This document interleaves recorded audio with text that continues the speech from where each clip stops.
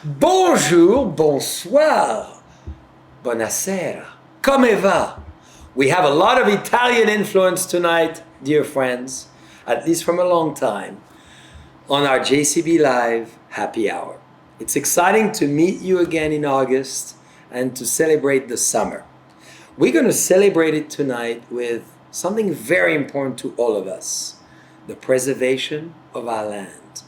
Our amazing nation that is the United States of America, one of the most amazing countries on the planet. To remain amazing, we always need to think about preserving land and making sure that we give the opportunity for our land to be what she's meant to be. Our best friend should always be Mother Nature. So tonight, we have two incredible personalities to represent what Mother Nature is about. One is Mr. Ralph Grossi, Italiano di Decente. And we're going to ask him from where. Incredible rancher, owner of fabulous vineyards in one of the impossible place that maybe people thought is Marin County.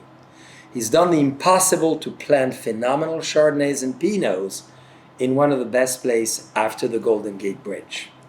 The other phenomenal lady with us is my irresistible, gorgeous wife, Gina Gallo, who sits on the board of the most important organization in the country, the American Farmland Trust. Very important to all of us, and I know you all engage in wine, and you all engage in preservation, and tonight we'll be discussing it with both of them. Mr. Grossi runs the operation, not only his own, but as well the Farmland Trust. And even if he doesn't, we gave him a promotion tonight because he deserved it. So dear friends, welcome Mr. Grossi and Mrs. Gina Gallo, and I may add, Boisset. Ralph, so good to see you. Gina, what an honor. Great to be here. Well, what a pleasure. So you know, Ralph, we're going to start by Gina describing why we're drinking number 13. Dear friends, we're drinking bubbles that my beautiful, irresistible, talented, and I believe the best winemaker on the planet today. No, not at all. Not at all. Santé, cheers, salute. Thank you, Jean-Charles. So number 13, why number 13? This is very apropos because my father, his favorite number, well, I'll start by just the wine itself. In Burgundy, Jean-Charles, we're tasting bubbles in Burgundy and this Cremant that was ridiculously amazing. I'm tasting it. And they weren't going to really do much with it. And they were thinking, I'm not sure what. I said, send it over to us. Let's go to Napa and have it for here. People will love it. What I love about number 13 is it's unlike any champagne. It's unlike any Cremant. It is this in-between of a beautiful champagne Cremant that balances wine. You can have this, and I think you can have champagne and Cremant with supper. I'm not saying that, but it has this soft delicateness, but these soft bubbles that just sparkle in your mouth.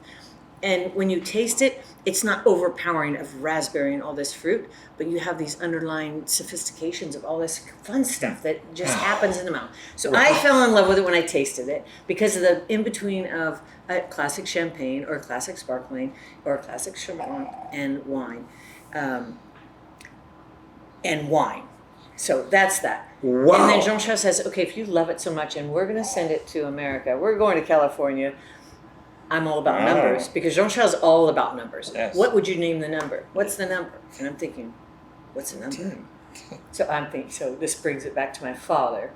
My father's lucky number, his favorite number is 13. And I personally had playing soccer, I had like number 9. I'm like, it doesn't really work with this because that's a little bit more, striker, not aggressive. But my dad is 13 because 13 always comes through. And that's why I love this wine. It always comes through, whether it's with a meal or whether it's on its own. And I love my father for saying his number's 13, and everyone says 13 is the unlucky number, right? It doesn't always have to be. So Ralph, there's 3 words behind it. I know we're taking our breath. Was it an impressive description? Sorry, I'm going to take a sip, then I'll be quiet. But I'm emotional about this wine, and I'm emotional about it because of my father and his lucky number 13. and that you were able to let me number it. Well, let me just follow a little bit on your father. Because I was minding my business running our dairy farm in Marin County 45 years ago. And a group of us got together and on farmland preservation, we started a local group, and then we said, we need a national organization to lead the charge. So I got involved on the board, and then as the president, spent a number of years there. But shortly after I got to Washington, which is where my wife and I lived to run the organization, I got a phone call from the mayor of Modesto. Ooh. And her name was Peggy Mensinger. That's probably a name you don't even know, but she was the mayor No, I do. of Modesto. And she says, Ralph, I'm a member of American Farmland Trust. She says, and if you are serious about protecting farmland, you got to come and meet Bob Gallo. Says, So, because dear friends, this guy is a serious conservationist. Gina's father, Bob Gallo. And So- that's how. So I said, Peggy, get me an appointment with Bob, and I'm on my way to California. And that was the beginning of a great relationship, because there's now been a Gallo member of the family on the board of directors ever since. And is it a good thing? Yeah, of course, it's a great thing. Do we It's need a great- Gallo part of this organization? Tell us why. Why is it important for the Gallo family to be part of the American Farmland Trust? Gina, give us, as a member, and Ralph, you were president for 23 years, which is amazing. Why does it mean something to you? I look at Ralph's.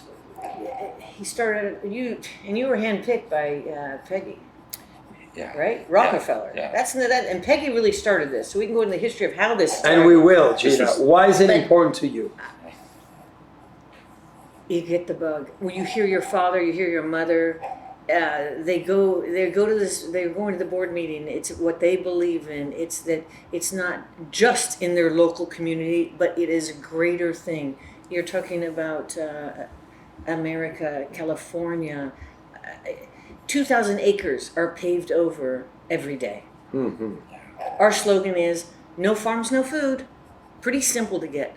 We cannot let all of our farms go to I love other parts of the world, obviously, France, but I mean, we can't, we are so rich with our land. And what I love about it, and what I think is important, is you have this consistency of Dad's really belief, and he instilled in myself. My brother Tom, who was outstanding, he was on the board, and then he said, Gina, I think you should be the next one. And I'm like, oh my gosh, it's right up my alley. I love it, because I'm going to learn. So boom. So I love it. I think it's important. The passion runs deep in the gene pool, right? You can hear the passion Yes. in her voice. But I think it goes back farther than that, because when my early conversations with her father, he was talking about his father, Julio, and his interest in the land For and sure. the care for the land and the soil.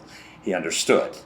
You make good wine from good soil. That's And it. it's that simple. So, Ralph, So can I just Tell us interlude about- in that one really quickly? Because that's exactly where I was going. I lost my train of thought. Grandpa said, your greatest riches are the dirt between your feet. Yeah. So, Ralph, Huge.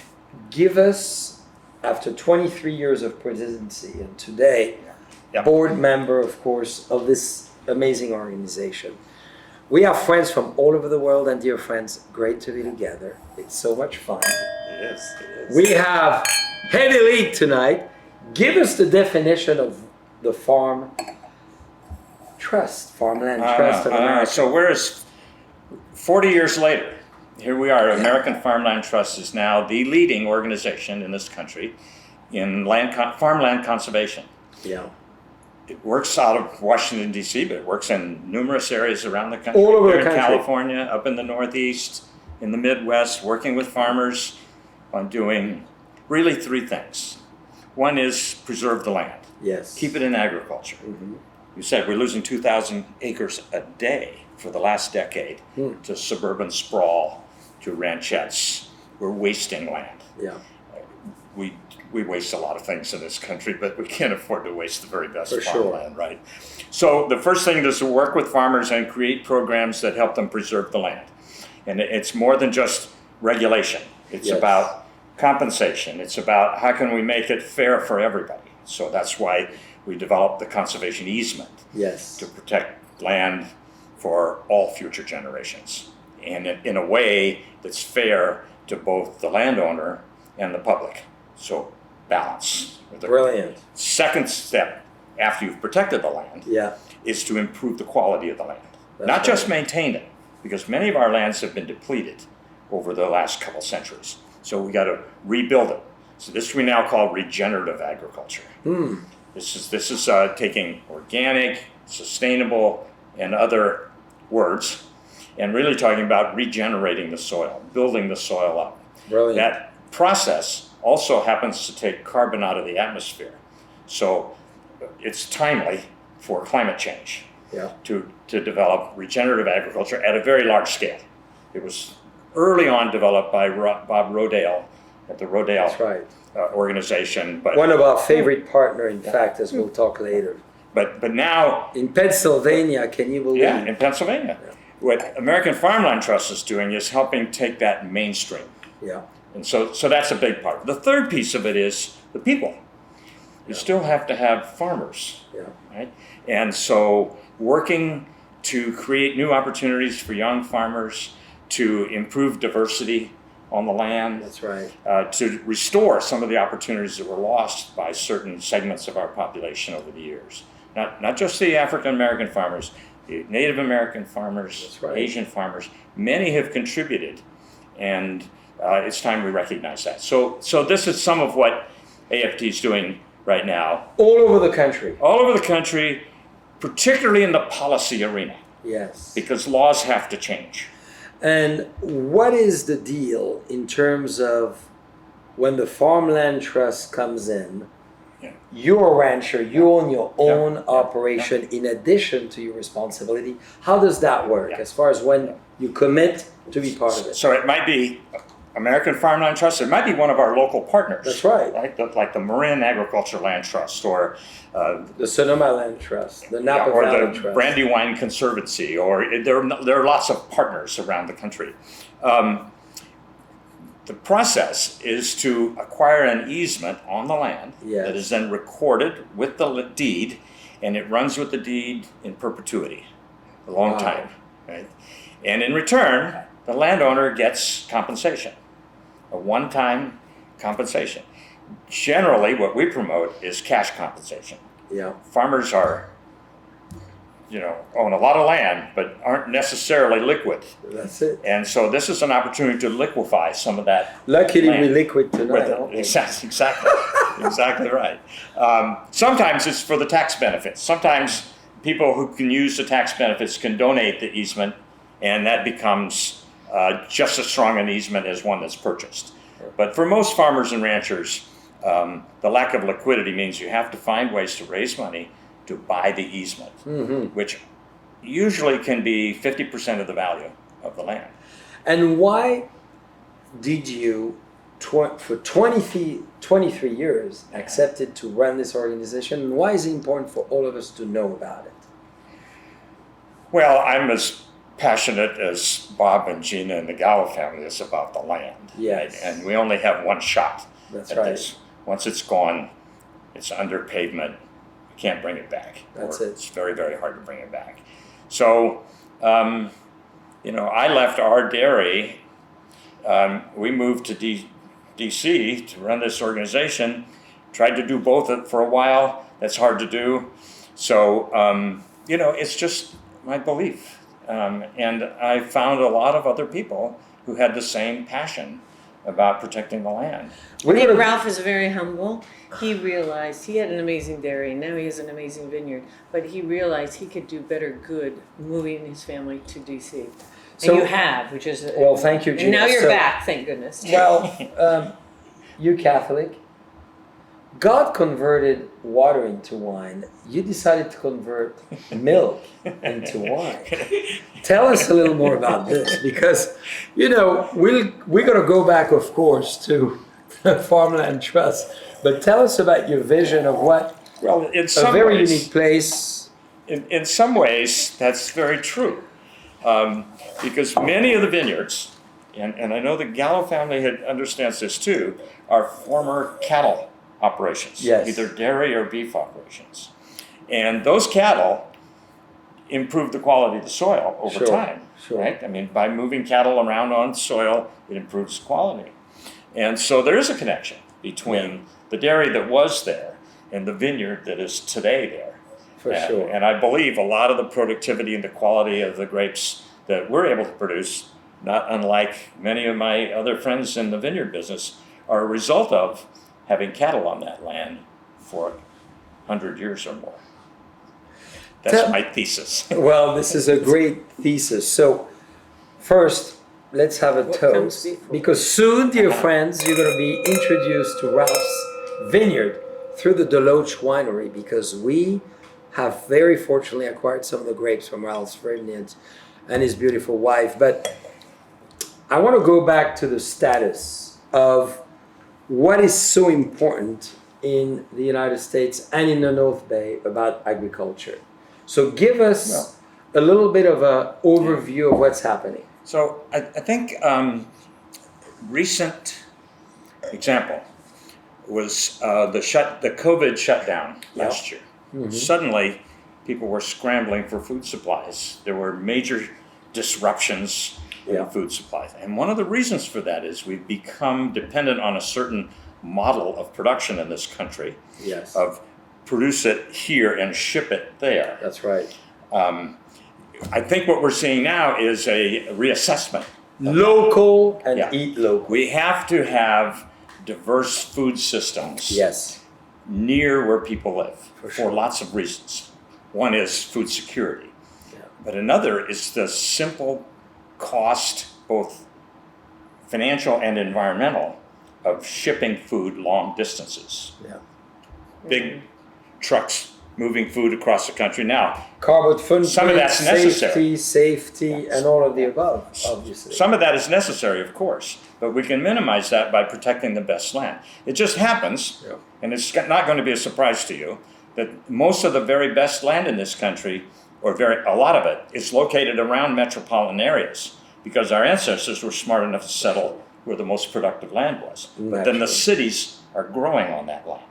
So we have disproportionately taken the very best land Yeah. for housing over time, and that needs to stop.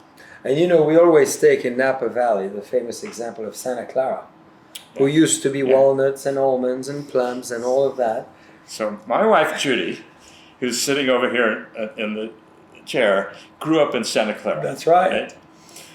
In 1957, Santa Clara was the number 3 agriculture county in California. Can you believe that, dear friends? And the number 1 county was Los Angeles County. Not today. Number 2. Can you believe that? And that's in our lifetimes. Yeah. That has That's how transpired fast in it our is. lifetimes. It happens faster than you think. So there's a lot of red flags. So Yeah. the role of the organization is obviously to slow this down and to bring reality to it. Where do you see the conversion happening now in the future? It seems, and yeah. why do I say that, dear friends? Many of you are in Asia, in Europe, in Canada. I'm very optimistic about the realization of the United States on this topic. And I think American people at large have realized that it's an essential issue. So I'm hopeful always. Is it what you feel? So part of what we have to do is educate. Yes. Right? That's why shows like this are very important. People, Thank you. the rest of the citizens need to know, and they need to know that we're going to have to change laws and we're going to have to change policies. We're going to have to step up to make this happen. You know, unfortunately, if we don't do something, the trends will continue. We will continue to convert the best land out of production and keep pushing agriculture onto the marginal lands, That's right. which have, of course, all kinds of ramifications, both environmental and financial, for this country. So that's a big deal. It has to happen. Well, and I'm so glad you said that. You know why we serve you this wine from the Oakville Grocery? Oldest continuous operated store on the west coast of California with Gina's store, Dry Creek. 1881. In the other valley. In the other valley. And Gina You're a does an little older amazing than job. me, though, as we know. Is we hear from the Dry Creek store that Gina owns to the Oakville Grocery, we're here to promote local farmers, local purveyors, local, local, local. We believe if you eat local, you preserve local, you entertain the local fabrics of what you just And referred by to. doing that, by buying local, by supporting local farmers, you're setting the stage for the next generation of young That's farmers. And that's a really crucial transition that has to happen now in the next 10, 20, 30 So years. how do we attract Ralph? Gina was born and bred into farming. How do we convince more younger generation to take over the family ranch and or to go back into farming, which is a very noble, beautiful work to do? Yeah. But it's hard work. Well, what And is... it's not a 40-hour week. That's right. It's a life. Are you listening, dear Yeah. friends? Bring your overalls, we'll hire you.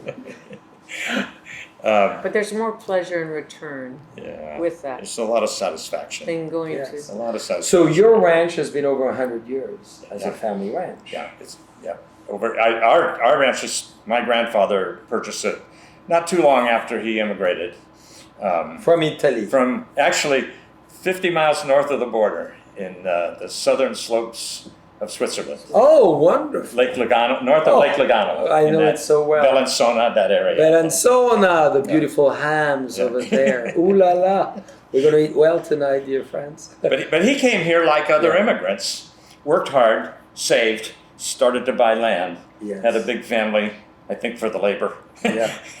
and That's and then always he the bought more. case. Right? And You make so- more children so they Yeah. can work for Yeah, you. that's Isn't it the Gallo Trust? Sorry, we're digressing. Yes, but we love them all. Yeah.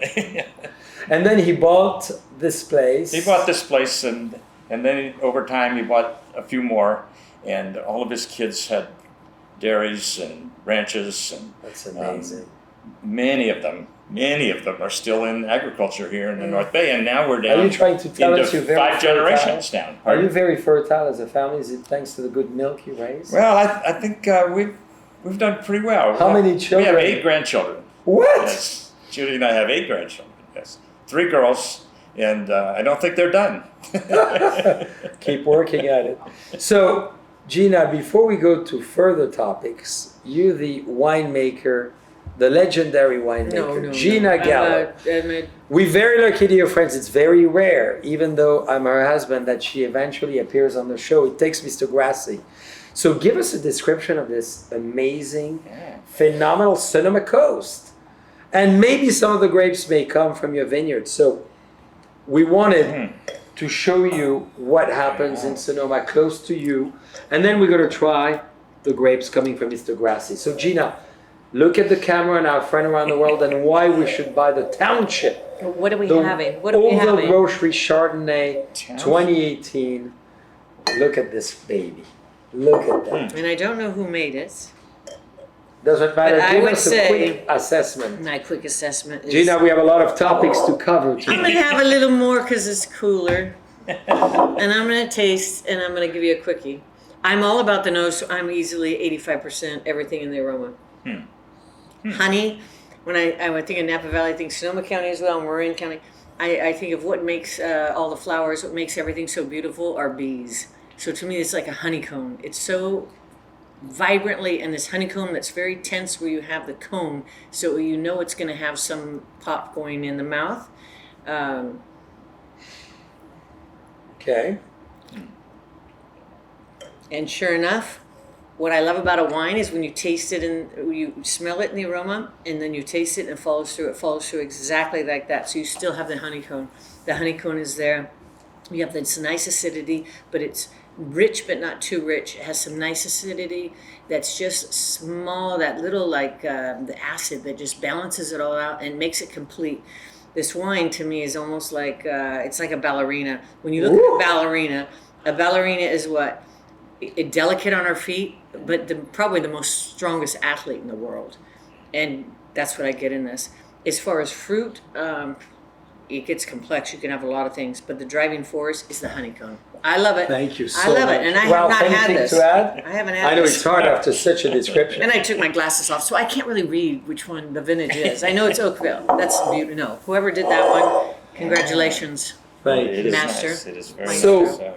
Thank you, Ralph, as well. Gina, beautiful description, of course. So, Ralph, you've been the man of the year on progressive farming in 2002. It's a major award, dear friends, in the United States, and it's a big deal. It's a big deal. So tell us what a progressive farmer means and how we should all be inspired by it. Well, I think the key word there is change. Yes. It's the willingness to adopt change, right. to try to foresee it, but it's hard to, right? Yes, for sure. But a willingness to adopt it, to be progressive. You have to be on your toes. You have to be willing to see new ideas, to take chances. That is American Farmland Trust. That, we've pushed the envelope hard because farmers kind of like things sometimes just the way they are. They don't want change to come, but change is coming, and you have to prepare for it. At American Farmland Trust, I think that's one of the things that I'm most proud of, is that we have helped people get to that point of change. So tell us how, because what is important as we hear, I'm a farmer in Nebraska, I'm a farmer in the Midwest, I'm a farmer in Japan, I'm a farmer in France. What is progressive, necessary change that I need to think about for the future? Well, I think the way to sell it to the farm community is around opportunity. Yes. Farmers are driven by a strong sense of the land and the soil. That's there. Yes. Sometimes the economic pressures of the day suppress that. That's right. And so we have to find ways to allow that to open up and develop. Right? So incentive programs, programs that provide opportunity for farmers to take chances, maybe get some compensation for their some risk, help them with their risk. Sure. We do a lot of research in our organization. We work with the universities. Yes. We work with a lot of individuals on research to try to demonstrate the new ideas, the regenerative agriculture ideas. And then we go out and we raise money. We raise money from foundations and from our members who are very generous members who provide us the funds to assist those farmers to make that change. And you're a farmer, and what do you lean on? You lean on shoulders, right? So also I would say I love what you said, and I think it's that learning from each other, right? Yeah. Learning from what American Farmland Trust has and all the other farmers. It's the key there, of course, is to get leadership in the agriculture community. So one of the great benefits of having the Gallo family involved is the credibility they bring to the cause. Do they own land? Of course they have some I do. They have some land.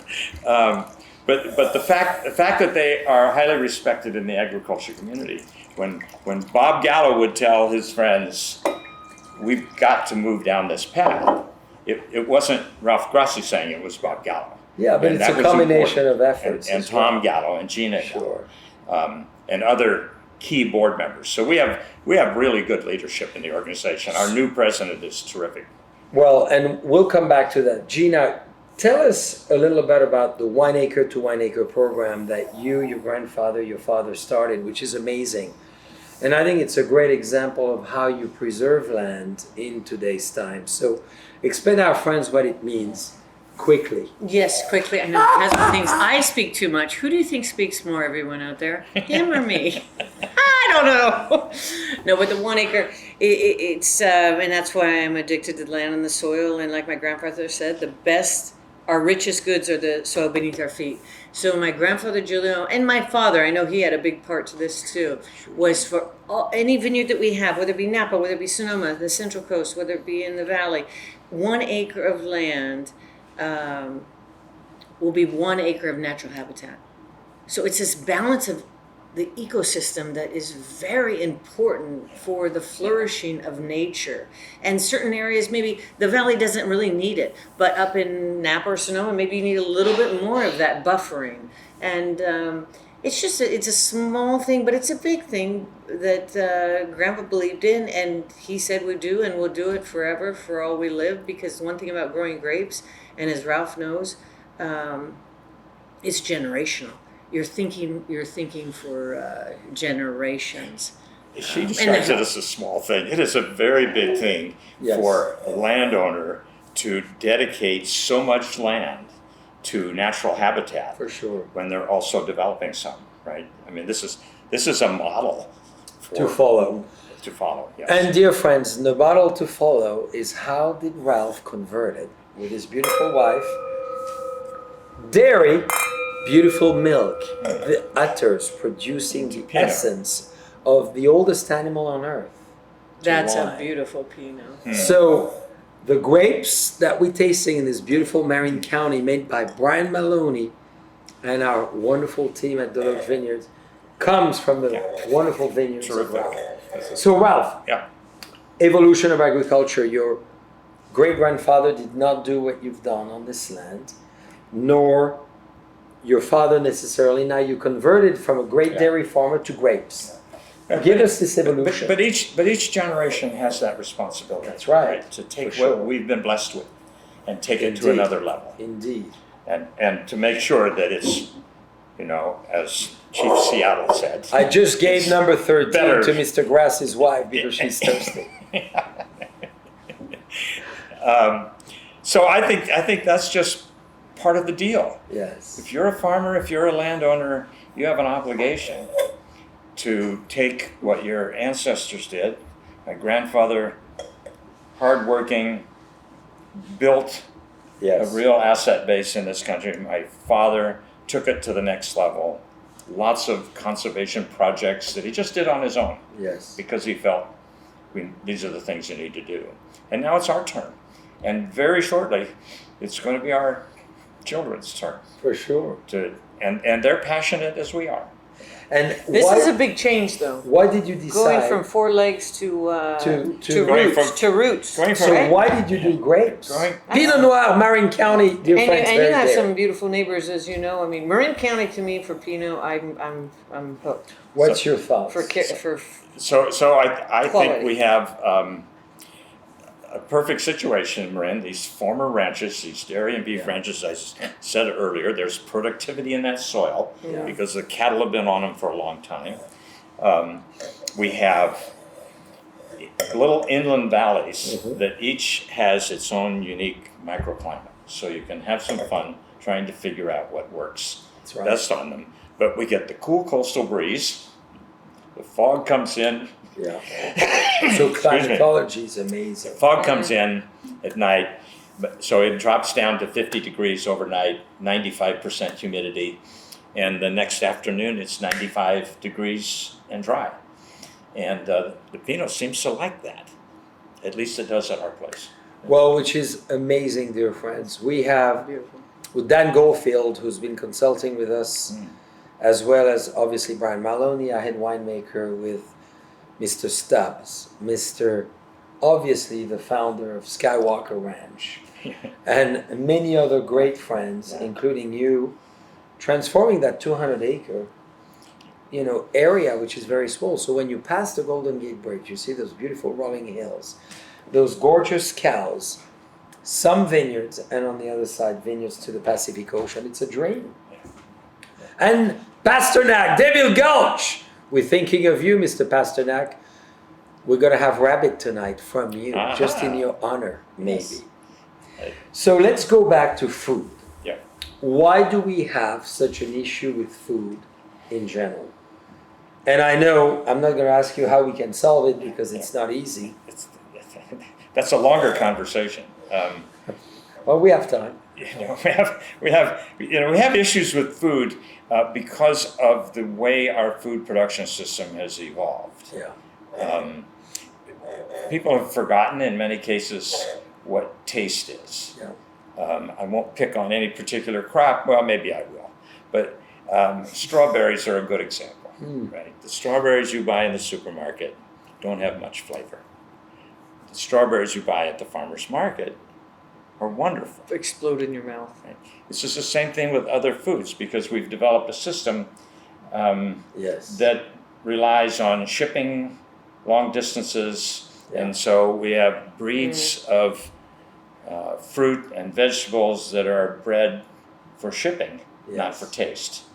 And what a lot of farmers in the local foods movement are doing, they're going back and they're finding those old heirloom Yes. fruits and vegetables. Thank you for bringing that up. And now you have, at least you have the opportunity Yes. to have real taste in your food, and in the process you can support a local farmer. And if you don't support those local farmers, that opportunity is going to go away. That's right. For sure. So how do we recommend to really have the farmer and the connection to the retail happen in a greater way? You touched on it a little earlier. I think there are two. What's your advice there? There are 2 or 3 ways, of course.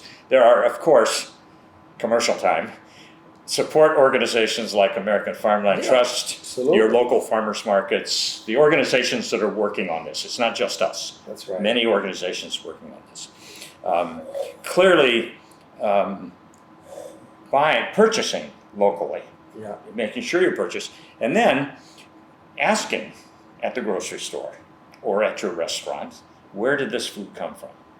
Because you can make a difference That's right. in the buying habits of the intermediaries. You can make them start thinking about buying from I'm so glad you a said local that. farmer The instead voice. of the broker who has shipped it in from wherever. You know, dear friends, eating the season, farming the season, eating the season. My grandmother used to say, who is my mentor, or one of them, besides Gina naturally, is eat the season and your body will build the microorganism that will defend and protect and prevent and help you to be who you are. I'm sure you've heard that story many times. And every state has a season that can have beautiful things, which is pretty impressive nowadays. That's right. So have strawberry when strawberry comes out. Yeah. So Well, Ralph, another important topic I want to make sure we touch on is sustainability, organic and biodynamic farming. Yeah. You know, we need to preserve our land, Yeah. and obviously we went excessively, as we all know, around the world, into, you know, the easy approach to working with Mother Nature. So can you touch on this and Gina as well, as far as what you believe and what you encourage people Well, to do? first of all, it comes from the consumer.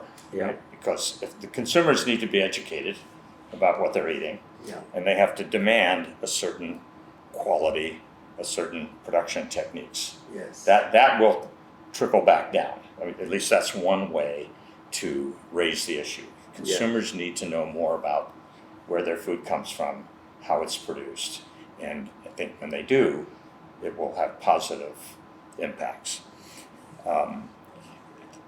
It is difficult to adopt production methods that are more costly. Yeah. I mean, it's an industry, a business, all of agriculture that has generally very thin margins. Yeah. Right? So it's very easy to go to the safest route, Yeah. right? The least risk, more chemicals, more fertilizers, less right. compost. That's all harder work, but that's changing. That's changing. You know, And we're you learning feel a lot. optimistic about Yeah, that? I do, and part of this, not all of it, but a piece of this is looking at the whole picture. Yeah. Right. So, what does a farm produce? Food, of course, Yeah. but we produce clean air, clean water, That's it. wildlife habitat, and now an opportunity to sequester carbon in the soil and pull it out of the air. All of those are public benefits from private land. Well said. Right? We have never had a good system for compensating the private landowner for all these wonderful benefits they produce. So a lot of the work that American Farmland Trust is doing is trying to bridge that difference. Well said. What is the system Yeah. that will make it fair so that the private landowner is fairly compensated for all these benefits they produce for the rest of society? And these are intangibles, so they're hard to put a value on. But in a way, a conservation easement on a land does that because it compensates the landowner for preserving that land, preserving the open space and the wildlife habitat. So in effect, what American Farmland Trust does is kind of a broker of using public dollars Yes. and privately donated dollars and foundation dollars to compensate landowners for something they're producing for the rest of society. And we need more of that. For sure. Gina, on that note, any example, when you taste this wine, which we'd love to get your opinion on, This is quite this good. is sustainably and organically farmed, Beautiful. which is very exciting. And that's really the future in many ways. And Gina, maybe you want to touch on the flavor you feel in this Pinot Noir, Marin County, which I think for some of you dear friends from Burgundy, Reuilly area, so that's the Côte Chalonnaise. You know, this is very similar to me of a beautiful Mercuret, Reuilly Rouge, of Burgundy, of a great Pinot. So, Gina, tell us about why you think sustainability, organic in this example, gives us better flavors. It kind of goes back to the strawberries. This is not a strawberry wine. This wine is really, you taste the earth, you taste the forest floor, you taste the what's been there before. I get a little bit of mushroom, but I also get the wild berries, like when you're out in the Russian River or Marin, because I haven't been a lot in Marin, but you know, in the Russian River, I think of like picking wild berries and blackberries out there, and you just eat them, and they're just like boom in your mouth. That's this. It explodes in your mouth, and then you also have the soil, and it's like what's been there before, which I think really makes a difference. And you really taste what was been there, you know, the earth. And earth is, who does not like to get their toes in the sand? That's one thing. But when you get your toes also in the dirt and the earth, and you feel that, it feels really good. Yeah, I like it again. I love this. Brian, congratulations, because I think this is your wine. I'm jelly. I'll just tell you right now. So, and thank you, Ralph, for producing the grapes. So, Ralph, you're very involved in philanthropy, in education. Besides your fabulous role as the Farmland Trust, you are involved with Yale, as an example. Give us a little bit about what you do between all the universities, the wildlife, and all those impacts you do. I guess in my role as president all those years at American Farmland Trust, you know, part of the role was to interact with the academic community. And so I had the opportunity to work with the School of Forestry at Yale, the University of California Department of Natural Resources, with Cal Poly School of Agriculture, where they have developed a tremendous wine program. Yeah, wine and ag, which there. is nice.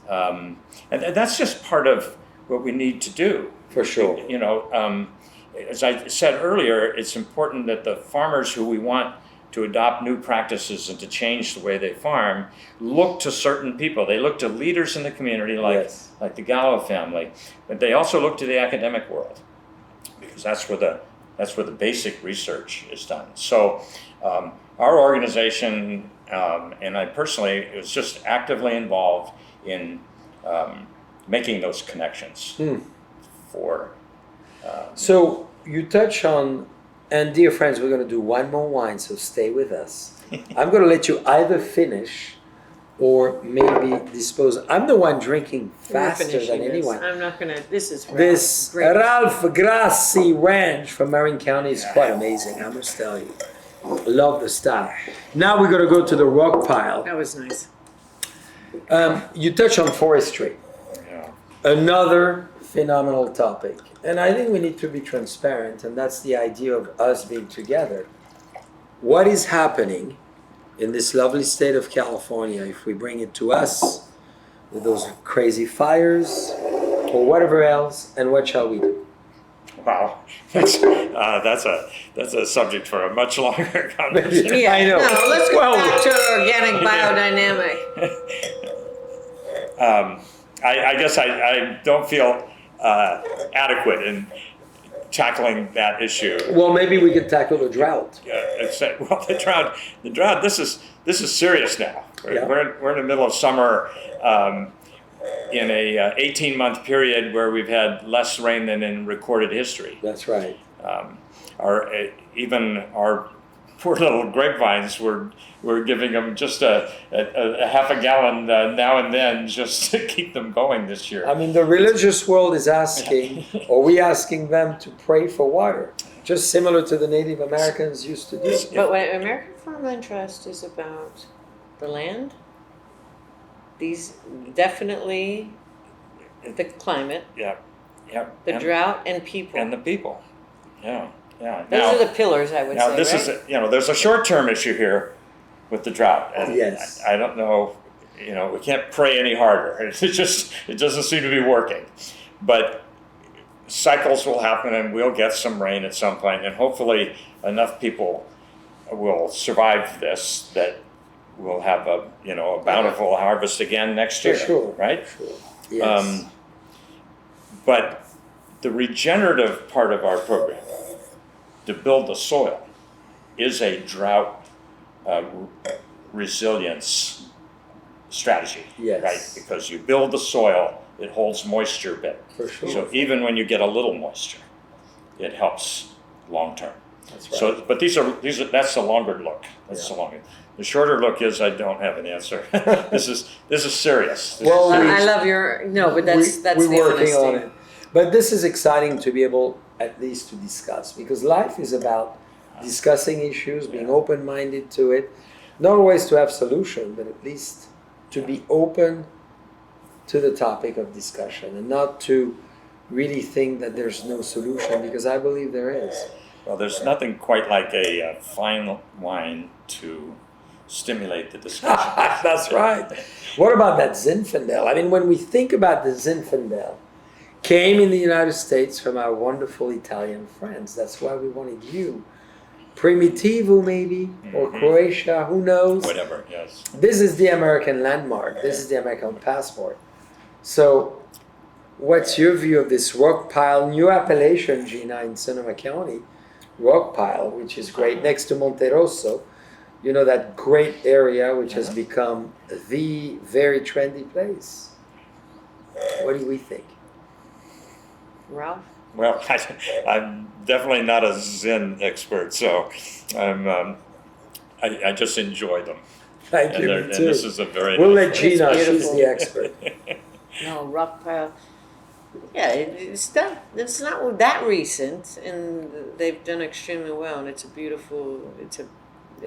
Which is what's great is the knowledge and neighbors exchanging and finding out what these little hubs are that can really create cool things. I mean, to me, what I love about Zen, our family, my grandfather Julio, or my dad, we just grew up, Zen was always on the table. Yeah. And he loved Zen because Zen basically was, it just adapted to any food. It didn't matter what you have on the table. It could have been a beautiful halibut, it could have been a beautiful pasta, it could have been a pizza, it could have been a steak. Zen just really wraps itself around. Cabernet is a little bit more peculiar. Pinot, I think, can adapt as well.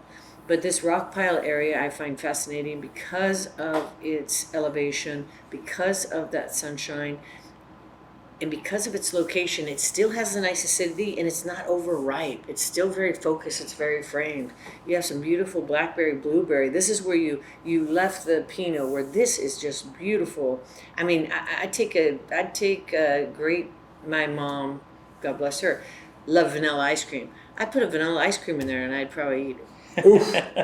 Dinner will be great. I would eat it, but it's just it has Thank an you. elegance. So rock pile, I think this is the first time I've had it though. But it Thank you, Gina, so much, and Ralph. So, a big question before we all go to dinner and barbecuing and doing great things, specifically with a wine like that.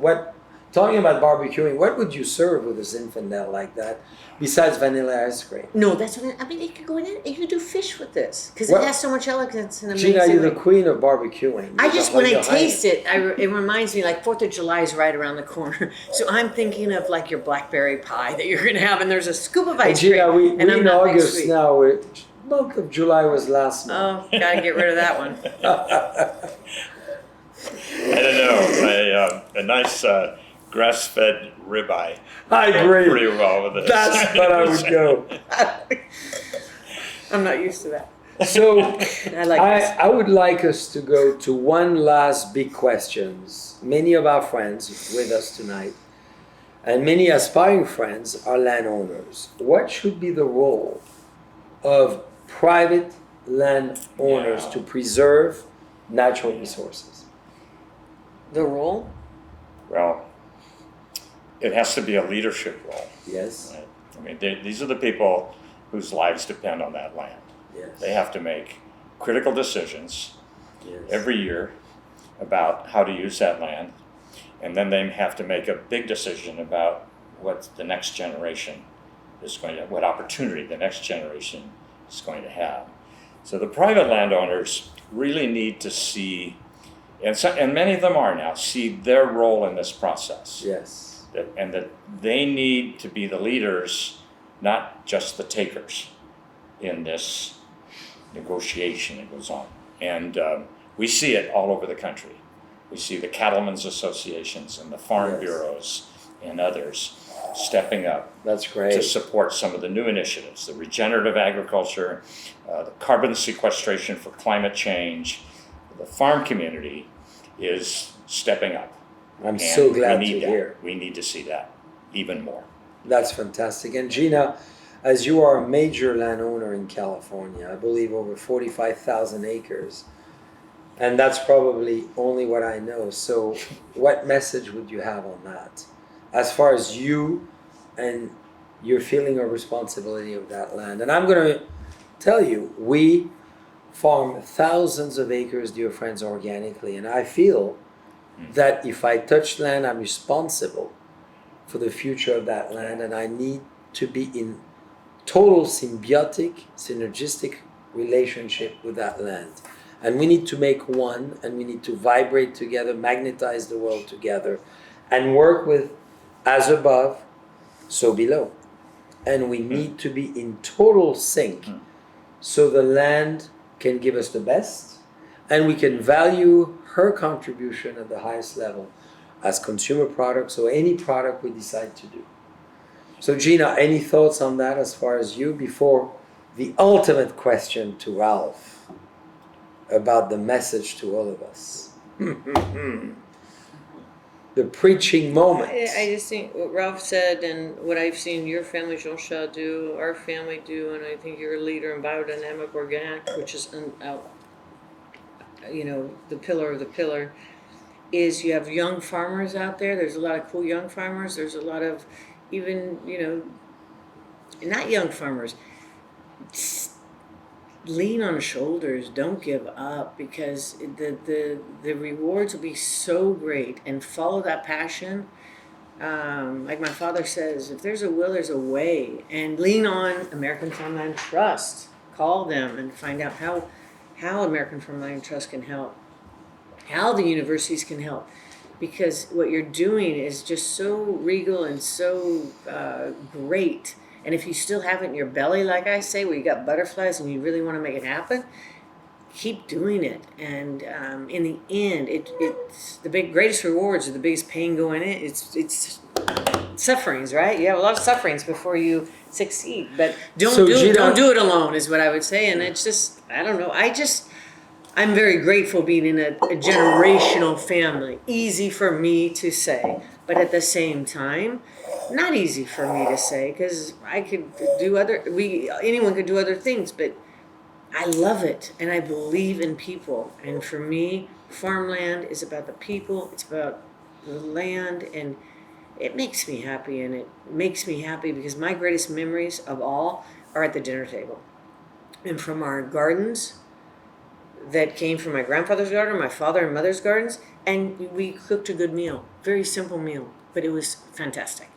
And that is the greatest goods. And yeah, I love it. So that's all I'd say.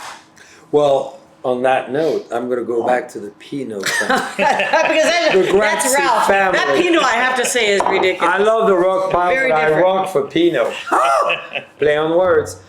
Ralph, what is your dream in terms of, you've served for over 23 years, you're on the board, Yeah. No, more you've than inherited that. a phenomenal ranch, you've converted your ranch into a phenomenal, beautiful, visionary thing of the future. What is your dream? Wow. Today. Besides kissing It'll your change beautiful tomorrow. wife tonight, it will happen. No, I'd like to think that we can develop a system of farming and food in this country that is fully reflective of the quality of land and the needs of the people. So if you're a consumer, you need to educate yourself about Yes. the land, about where your food comes from, what you're putting in your mouth, and what you can do to contribute to this process. Right. If you're a consumer, you need to take responsibility. It's not going to just happen because some organization like American Farmland Trust is working on it. We'll do our best, but we need individual consumers to take absolutely. personal responsibility for the future of our land, for the future of our food supply.